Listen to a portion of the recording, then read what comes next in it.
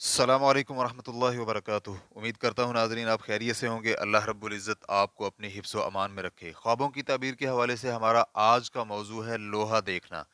حضرت ابن سیرین رحمۃ اللہ علیہ فرماتے ہیں کہ معمولی لوہے کا خواب میں دیکھنا خادم ہے، ورنہ لوہے کے حساب سے دنیا کا مال ملے گا۔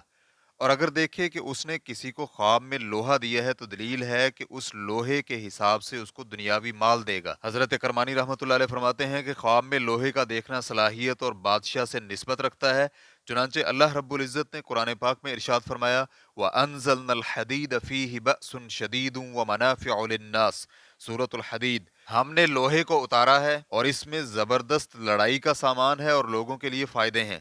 اگر دیکھے کہ لوہے کو پتھر سے نکالا ہے تو دلیل ہے کہ اس کو سختی پیش آئے گی۔ اللہ رب العزت کا فرمان ہے قُلْ كُونُوا حِجَارَةً أَوْ حَدِيدًا أَوْ خَلْقًا مِّمَّا يَكْبُرُ فِي صُدُورِكُمْ، سورۃ الاسراء۔ کہہ دیجئے کہ تم پتھر یا لوہا ہو جاؤ یا اس سے بھی بڑھ کر جو تمہارے خیال میں آئے۔